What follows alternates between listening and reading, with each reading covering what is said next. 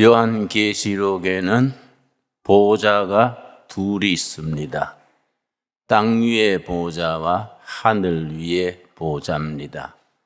땅 위의 보좌는 로마 황제가 앉아서 하나님의 백성들을 핍박하고 사자밥이 되게 하고 온갖 압제를 가해서 순교하게 하는 그런 보좌입니다. 하늘 위의 보좌는 지상에서 마지막까지 믿음을 지키고 순교하거나 믿음을 지키고 하늘나라로 온 사람들의 하나님의 보좌에서 그들의 눈물을 씻어주시고 그들을 위로해 주시고 하나님 보좌 주위에서 하나님을 찬양하며 영생을 누리게 하는 보좌입니다.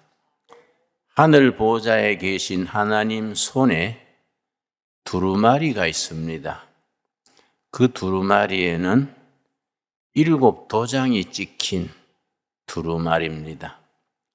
이 두루마리를 펴서 읽을 수 있는 사람은 딱 한 분입니다. 다윗의 뿌리, 어린 양 예수님만 그 두루마리를 받아서 인봉을 도장 찍은 것을 떼고 읽을 수 있습니다. 그런데 이제 요한계시록에서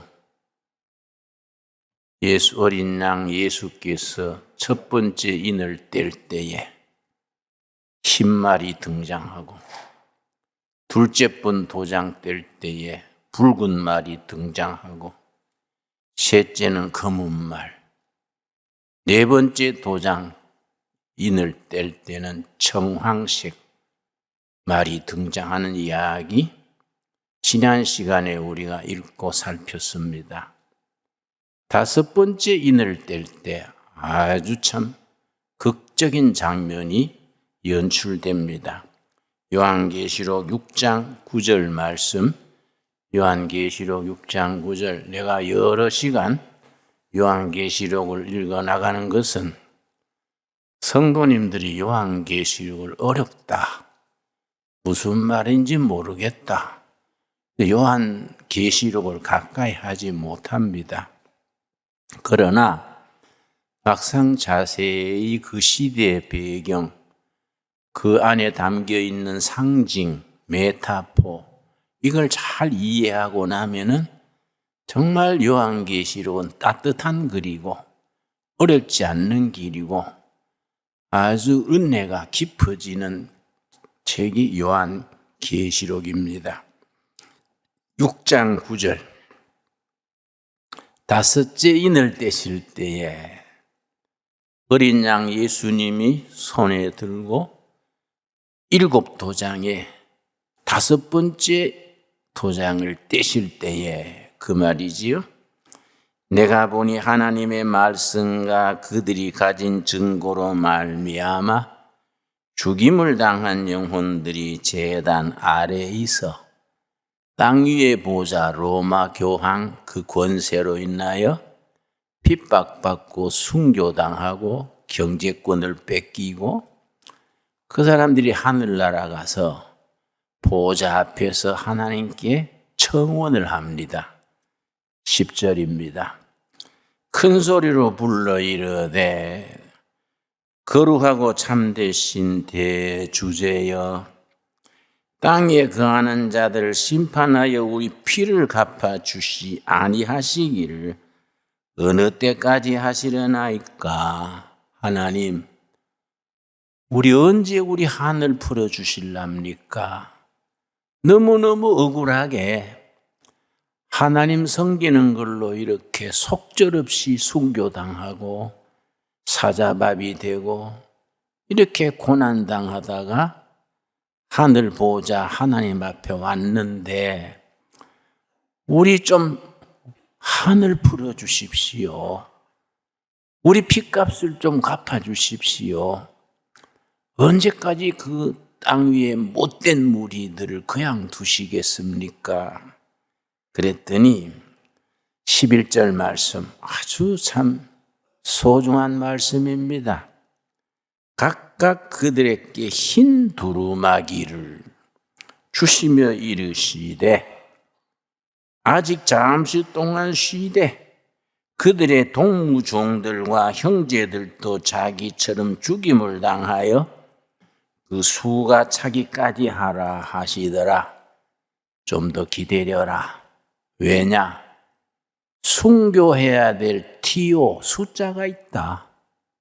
하나님의 길고 긴 구원 역사에서 복음을 위하여 진리를 위하여 순교해야 될 숫자가 티오가 있는데 너희들은 순교하고 하늘나라 이래 왔지만은 요즘 땅 위의 교인들은 겁먹었는지 순교하는 숫자가 안 채워진다. 그 숫자가 찰 때까지 잠시 기다려라. 참 좋은 말씀이지요. 그런데 그 다음 12절에 여섯째 번 도장을 탁 뗐습니다. 그랬더니 기다린 보람이 있어서 하나님께서 여섯 번째 도장을 예수님이 떼니까 진노의 날이 임해가지고 그 못된 무리들 전부 주님께서 징계하십니다. 12절 내가 보니 여섯째 인을 떼실 때에 큰 지진이 나며 이제 하나님이 움직이시는 겁니다. 성도들의 억울한 사정 그걸 다 이제 살피셔서 하나님이 진노의 날에 움직이십니다. 해가 검은 털로 짠 상복같이 검어지고 달은 온통 피같이 되며 하늘의 별들이 무화과 나무가 대풍에 흔들려 설익은 열매가 떨어지는 것 같이 떨어지며 지상에 이제 진노의 날이 임합니다. 그랬더니 그 믿는 무리들을 박해했던 장군, 높은 사람, 황제, 그 따르던 그 무리들 막 두렵고 떨려서 바위 뒤에 숨고 아이고 큰일 났네. 큰일 났네. 숨고 요란했습니다. 17절 말씀. 그들의 진노의 큰 날이 이르렀으니 누가 능히 서리요. 하나님이 노하셔서 이제 대진노를 일으키시는데 이 재난에서 누가 살아남겠는가? 이 6장 마지막 절인데 7장 들어가면은 그 유명한 아니다. 내가 뽑아놓은 14만 4천 명이 있다. 그들은 진노에서 면제된다.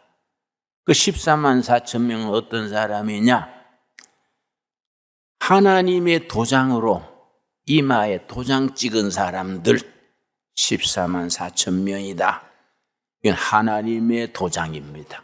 그런데 요한계시록 13장에는 사탄의 도장이 있습니다. 사탄의 우두머리 666, 사탄의 우두머리가 찍은 도장.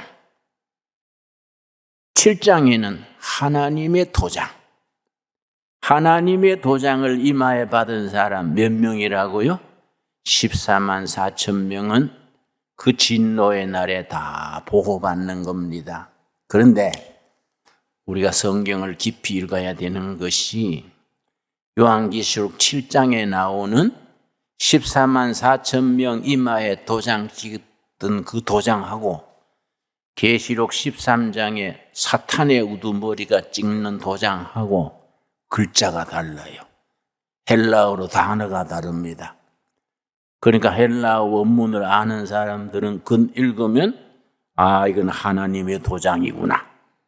구원하는 백성들에게 찍어준 구원의 표시구나.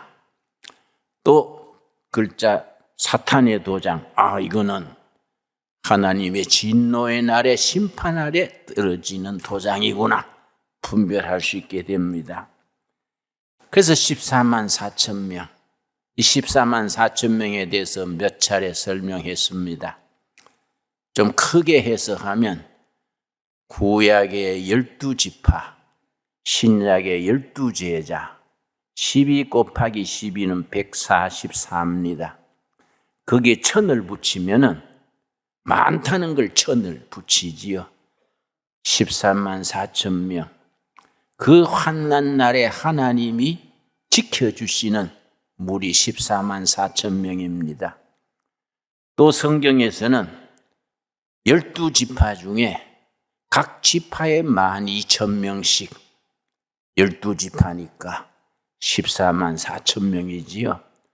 환난 날에 보호받는 하나님의 도우심 아래서 진로를 피하는 무리 각 지파에 12명씩 12,000명씩 14만 4천 명이지요. 이걸 지금 우리들에게 어떻게 적용하느냐 하면은 환난과 핍박의 날에 마지막까지 이기는 성도, 어떤 시련, 유혹, 핍박에도 믿음줄을 붙들고 이기는 사람, 온 지상의 모든 성도 14만 4천 명이지요. 그런데 사입이나 좀 잘못 성경을 해석하는 이단 종파들은 구원받는 사람 전체가 14만 4천 명이다. 박태선 전도관, 신천지 그런 데서는 그렇게 해석을 하지요. 그러나 그게 아니고 9절 말씀 7장 9절 이 일 후에 내가 보니 각 나라와 족속과 백성과 방언에서 아무도 셀 수 없는 큰 무리가 나와 흰옷을 입고 손에 종려가지를 들고 보좌 어린 양 앞에 서서 10절이 하늘나라에서 하나님의 백성들이 하나님을 찬양하는 찬양의 내용입니다. 10절 말씀. 그러니까 요한계시록 7장 10절이 참 중요합니다. 우리 한번 같이 읽겠습니다. 큰 소리로 외쳐 이르되 구원하심이 보좌에 앉으신 우리 하나님과 어린 양에게 있도다. 하늘 보좌 계신 하나님께 구원하심이 보좌에 앉으신 우리 하나님과 어린 양에 있도다. 천국에서 구원받은 성도들 세상의 환난과 핍박을 마지막까지 이기고 천국에 온 성도들이 하나님을 찬양하는 내용이 구원하심이 보좌에 앉으신 우리 하나님과 어린 양에게 있도다. 복음 찬송이 찬송 있지요? 구원하심이 뭐 이렇게 자주 나오는 찬송이 있습니다. 아주 좋은 찬송이지요. 예. 그런데 거기 무리들이 하나님을 구원하심이 보좌에 앉으신 하나님과 어린 양이 있도다 하는 그 사람들이 전부 흰옷을 입었어요. 전부 흰옷이요. 그러니까 장로 중에 한 사람이 사도 요한에게 묻습니다. 이 흰옷이 뭔 옷인지 아는가? 그러니까 사도 요한이 장로님이 아시지 지가 어찌 알겠습니까? 그랬더니 설명해 주는 거예요. 13절이지요. 장로 중 하나가 응답하여 나에게 이르되 이 흰옷 입은 자들이 누구며 또 어디서 왔느냐?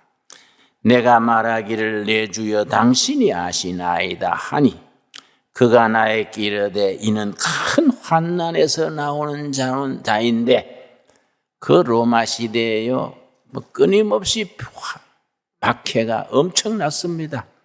네로 황제 때 박해 온갖 박해 그 환난 중에서 마지막까지 이기고 나오는 자들인데 어린 양의 피에 그 옷을 씻어 희게 하였느니라. 천국의 옷은 왜 다 흰옷이냐? 어린 양 예수님의 십자가의 피에 옷을 다 씻고 허물도 죄도 한도 슬픔도 다 씻어서 하늘나라의 찬양과 기쁨만 남은 겁니다. 여러분 우리가 이 땅에 살지라도 천국에 가서 흰옷 입고 구원하심이 보좌에 앉으신 여호와께 있나이다 찬송하는 그때를 바라보면서 소망을 가질 수 있게 되기를 바랍니다. 그런데 그 하늘나라에 흰옷 입고 있는 백성들의 하나님이 그들의 눈물을 닦아주시고 서름을 풀어주시고 한을 풀어주신다. 이게 이제 17절이지요. 계시록 7장 17절 아주 우리들에게 위로를 주는 살아있는 말씀입니다. 이는 보좌 가운데 계신 어린 양이 그들의 목자가 되사 생명수 샘으로 인도하시고 하나님께서 그들의 눈에서 모든 눈물을 씻어 주실 것이미러라. 여러분, 우리의 눈물 씻어 주시는 주님 얼마나 참 감동스럽습니까? 이 땅에서 쌓인 한도, 아픔도, 상처도, 눈물도 다 씻어 주시는 거예요. 정말 감사한 일이지요. 그래서 8장 들어가면서 드디어 두루마리에 도장이 몇 개 찍혔다고요? 7개. 마지막 도장을 떼는 겁니다. 어린 양 예수님이 두루마리에 찍힌 7도장 중에 6도장까지 7장에서 끝나고 8장 들어가면서 마지막 7번째 도장을 탁 였는데 아주 참 심각한 분위기가 시작됩니다. 8장 1절. 7째 인을 떼실 때에 하늘이 반 시간쯤 조용하더니 어린 양 예수님이 7번째 인을 떼니까 조용해지는 거예요. 정막이요, 정막. 조용해지면서 하나님께서 조용해라, 조용해라. 지상에서 올라오는 성도들의 기도를 내가 드려야겠다. 아주 멋있어요.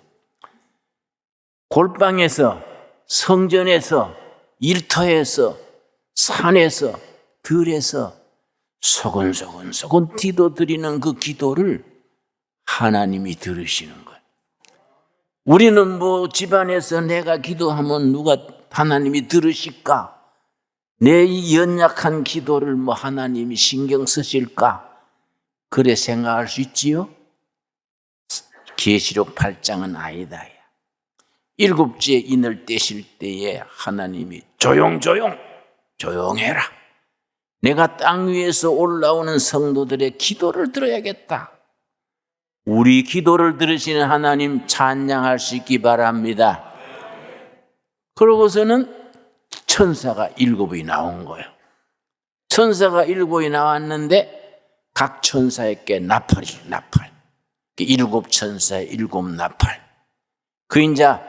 그 다음 8장 9장부터는 7나팔 또 하나씩 불 때마다 역사가 일어나는 거지요. 그런데 그 역사가 일어나는 기초가 뭐냐? 지상에서 올리는 성도들의 기도. 그 기도가 하늘에 올라가서 그래서 지상에 역사가 일어나는 겁니다. 그런데 7천사에게 7나팔을 주시고 하나님께서 하나님 보좌 앞에서 3절 천사들이 하나님 보좌 앞에서 금으로 된 대접을 갖고 나왔습니다. 그 금으로 된 대접 속에 뭐이 들어가느냐? 이런 게 우리가 요한계시록 이해하는데 정말 흥미진진하지요. 8장 3절. 또 다른 천사가 와서 7나팔을 받은 7천사 외에 다른 천사가 나타나서 제단 곁에 서서 금향로를 가지고 많은 향을 받았으니 다른 천사가 나와가지고 하나님 보좌 앞에서 금으로 된 향로요. 금향로를 가지고 하나님 보좌 앞에 딱 섰는데 그 향로에 뭐이 담기느냐? 여기 요점이요. 금향로를 가지고 많은 향을 받았으니 이는 모든 성도의 기도와 합하여 보좌 앞 금제단에 드리고자 함이라. 금향로에 뭐이 들었다고요?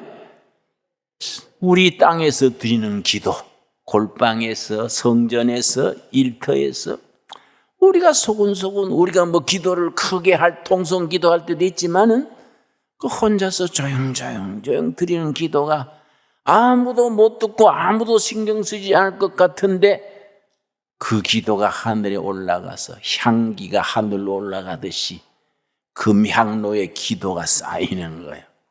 하나님이 그 성도의 기도를 받으시는 거예요. 그 기도를 받으시기 위해서 조용해라. 내가 땅 위의 성도들의 기도를 들어야 되겠다. 그 기도가 연기가 올라가듯이 향기가 올라가듯이 금항로에 쌓이는 거예요. 금항로의 기도가 꽉 쌓이면은 하나님께서 액션하시는 거예요. 역사하시는 겁니다. 그래서 4절이지요. 4절, 8장 4절. 향년이 성도의 기도와 함께 천사의 손으로부터 하나님 앞으로 올라가는지라. 천사가 향로를 가지고 제단에 불을 담아다가 땅에 쏟음에 우레와 음성과 번개와 지진이 나더라. 드디어 하나님께서 성도들의 기도를 들으시고 지상에 역사하시는 겁니다. 아주 극적인 드라마틱한 역사가 일어나는데 먼저 중요한 것은 우리가 오늘 이 말씀에서 마음에 꼭 새겨야 될 것은 우리 각 사람이 합심해서 구역에서 가정에서 드리는 기도가 연약해 보이지요. 소근소근 그렇게 기도하는데 하나님은 들으시는 거예요. 들으시고 그 기도가 금향로에 쌓여가지고 때가 되면 하나님이 역사하시는 겁니다. 그래서 우리나라 시인 중에 운동권 출신 시인이 있는데 이름이 박노해예요. 노동자의 해방 그걸 따서 박노해. 그 사람의 시를 내가 참 좋아합니다. 박노해 시인이 쓴 시 중에 기도의 힘 이런 시가 있습니다. 힘센 자는 기도하지 않는다. 강한 자는 많이 가진 자는 기도하지 않는다. 기도는 연약한 자들이 기도한다. 그러나 그 기도가 세계를 바꾼다. 아주 기도의 힘이라는 시인데 아주 우리들에게 멋있는 시요. 힘센 자, 잘 먹고 잘 사는 자, 이 땅의 권세를 누리는 자들은 기도 안 한다. 어떤 사람이 기도하느냐? 상처받고 눌리고 어려움에 있는 자들이 손석은 하나님 내 기도 들어주십시오. 간절히 기도한다. 그 기도가 세상을 변화시킨다. 참 귀한 말이지요, 여러분. 그런데 우리의 기도를 하나님이 들으신다는 확신이 있어야 돼요. 내가 옛날 얘기 한번 하겠습니다. 74년 1월 17일에 내가 박정희 대통령 유신헌법 이거는 박정희 대통령이 경제도 잘하시고 안보도 잘하시는데 대한민국 헌법을 지켜야지 헌법을 무시하고 유신헌법 이건 아니잖아요. 그러니까 내가 이제 목사 전도사들 모아서 데모를 했습니다. 저 종로 5가에 저희가 데모를 했는데 1월 17일 날 이제 잡혀서 중앙정보부에 갔어요. 내가 이제 군사재판을 받았지요. 군사재판에서 내 재판장이 이세호 장군이랬어요. 저 육군본부 뒤에 군사재판정이 있습니다. 그래서 마지막 재판에서 피의자 김진홍 15년 방망이를 땅땅땅 치더라고요. 그래서 내가 와, 매 오래 살아라쿠네. 그때 내가 34살이요. 계산해보니까 49살에 나가더라고요. 아이고, 이미 버린 몸 성경이나 실컷 읽고 기도하다 나가자. 마음 먹고 기도하는데 그게 74년이요. 75년 1월 6일이 됐어. 새해 1월 6일이 됐는데 내가 개척한 교회가 청계천의 활빈교회예요. 빈민촌의 활빈교회 교인들 5명이 그때 내가 수원교도소에 있었는데 수원교도소로 면회를 왔어요. 보통 면회는 2사람 이상 안 되는데 특별 면회를 시켜준 겁니다. 방을 하나 내가지고 우리 교인들 5명 나하고 딴 방에서 만나게 해준 거지요. 그 만난 자리에서 얼마나 반갑겠습니까? 우리 집사님 한 분이 전도사님, 오늘 저녁부터 우리 온 교인들이 예배당에 모여서 40일 철야 기도하기로 했습니다. 오늘 걱정되지요. 야, 이 사람들아, 빈민인촌이 겨울에는 잘 먹도 못하는데 잠이 보약이요. 잘 못 먹어도 잠이나 푹 자야지. 그럼 몸 상해. 그랬더니 우리 집사님이 그래요. 전도사님, 성경에 보니까요, 베드로가 감옥에 있는데 누군가 집에서 합심 기도했더니 옥문이 열렸습니다. 사도행전에 나오거든요. 우리가 40일 철야하면은 옥문이 열릴 줄 믿습니다. 그래서 야, 이 사람들아, 그때는 그때고 지금은 지금이지 사람이 다르잖냐. 베드로는 배시고 나는 김씨 아이가 막 푹 자고 먹고 내가 뭐 15년 받았는데 1년 살고 나가면 되겠냐. 나라법도 체면이 있지. 내가 그랬더니 어이구 전도사님 그렇게 법 좋아하시면 왜 법 어기고 들어왔어요? 그래서 나는 뭐 잘 지내다 나갈 테니까 잘 먹고 그렇게 치라고 그랬는데 우리가 알아서 할 거예요 하고 갔어요. 난 잊어버렸지요.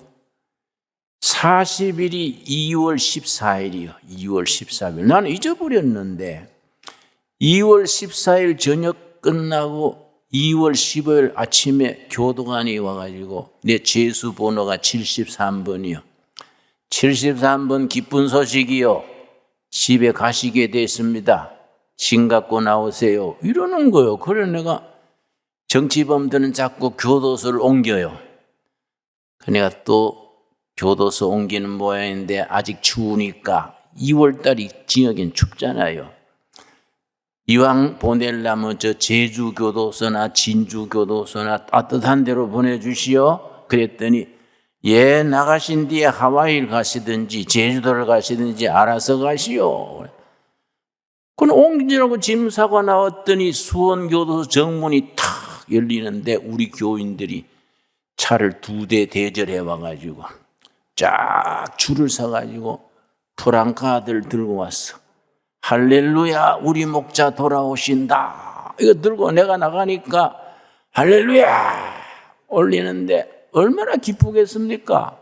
땅이 흔들리는 것 같아. 내가 땅바닥에 앉아가지고 땅바닥에 이불을 맞추고 감사합니다. 눈물이 나더라고. 안 그렇겠습니까? 차를 타고 내가 이제 청계천 빈민촌 우리 교회로 들어오는데 내 옆에 있던 집사님이 전도사님 오늘 며칠째인지 아세요? 그래서 내 징역 들어온 지 며칠째냔 말이야. 그랬더니 아니에요. 우리 1월 6일 가지고 40일 철야 기도한다 했잖아요. 어제 딱 40일 끝났는데 오늘 옥문이 열렸지 않습니까? 그래서 내가 깜짝 놀래가지고 이야, 그 신기하네. 어떻게 40일 금식 딱 끝나는데 그 시간 맞춰 옥문이 열렸을까? 그랬더니 교인들이 불만이에요. 신기하다가 뭡니까? 우리가 잠이 와서 죽겠는데 응? 40일 철야했으니까 잠 오지 않겠습니까? 여러분, 하나님이 춥고 배고픈 백성들의 기도를 들으시는 거예요. 응? 잘난 사람, 힘센 사람, 잘 먹고 잘 사는 사람은 기도 안 해도 살지요? 그러나 우리 바닥에 사는 사람들은 하늘을 쳐다보고 기도하는 겁니다. 그 기도를 들으셔서 그 기도가 하늘에 올라가서 금향로에 쌓이는 거예요. 그 기도가 쌓여가지고 하나님의 때가 되면은 지상에 역사하시는 겁니다. 여러분, 그래서 요한계시록이 위대한 책입니다. 위대한 책. 계시록의 이 위대한 역사, 기도 응답의 역사요. 기도 응답. 지금 또 그 하나님이 살아계셔서 우리들의 기도를 들어주십니다. 여러분, 우리가 하나님의 영광 돌리기를 원하지요? 뭐 우리한테 집 팔아가 바쳐라 그거 아니에요. 뭐 직장 사표 내고 선교사로 나가라 그것도 아니에요. 하나님 영광 돌리는 게 뭐이냐? 요한복음 14장에 보면은 우리가 하나님 영광 돌리는 길이 있습니다. 요한복음 14장입니다. 다 우리 성도들이 하나님께 영광 돌리기를 원하지요? 예, 어떻게 하나님께 영광을 돌리느냐? 14장 13절 말씀. 우리 기도가 하나하나 응답받아서 그래서 하나님께 영광을 돌리게 됩니다. 14장 13절. 너희가 내 이름으로 무엇을 구하든지 예수 그리스도의 이름으로 하늘 아버지께 기도하면 내가 행하리니. 우리 기도가 골방에서 성전에서 소곤소곤 기도하는 걸 하나님은 들으시는 거예요. 그래서 요한계시록 8장 시작되면서 7째 인을 탁 떼니까 조용해라 조용해라. 내가 지상에서 올라오는 성도들의 기도를 드려야겠다. 아, 멋있지 않습니까? 내 혼자 멋있으면 안 되는데 이거. 안 그래요? 여러분 가슴에 닿습니까? 응? 하나님께서 7째 인을 예수님이 탁 떼니까 정막이요 정막 조용해지는 거예요. 하나님이 조용해라 조용해라. 지상에서 올라오는 미약한 성도들의 기도를 내가 드려야겠다. 그 기도가 금양로에 쌓여가지고 세상을 바꾸는 겁니다.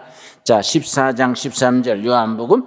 너희가 내 이름으로 무엇을 구하든지 내가 행하리니 이는 아버지로 하여금 아들로 말미암아 영광을 받으시게 하려 함이라. 여러분 아멘 하시지요? 우리 하나님께 영광을 어떻게 돌리느냐? 뭐 거창하게 나갈 거 없어요. 소곤소곤 작은 목소리로 가족들이 모여서 구역이 모여서 혹은 혼자서 합심해서 기도할 때 예수님의 이름으로 기도하면은 하나님이 그 기도를 들으시고 응답하시는 거예요. 그 기도가 응답받는 것이 하나님께 영광 돌리는 겁니다. 여러분 우리 신강 둘의 교회든 둘의 수도원이든 다 기도하는 교회, 기도하는 수도원, 우리 성도들 각 가정에서 다른 일 하기 전에 먼저 기도하는 가정, 기도하는 교회로 세워갈 수 있게 되기 바랍니다. 기도하겠습니다. 하나님 감사합니다. 하늘 보좌에서 우리 기도를 들으시고 우리 기도를 낱낱이 들어 응답하신 하나님 찬양합니다. 우리의 기도가 하늘 보좌에 상달되어 금향로에 쌓여서 그 향기가 하나님 앞에 올림바 되어서 하나님이 역사하셔서 응답하시는 그 약속의 말씀 믿습니다. 우리가 천국 가서 흰 옷 입고 하나님을 찬양하며 구원하실 이가 보좌에 앉으신 하나님과 어린 양에게로다. 찬양하는 그 미래의 비전을 바라보면서 오늘도 내일도 우리 한 세상 살아가면서 시련도 역경도 아픔도 다 이겨나가게 하여 주시옵소서. 예수님 이름 받들어 기도드려 사옵나이다. 아멘.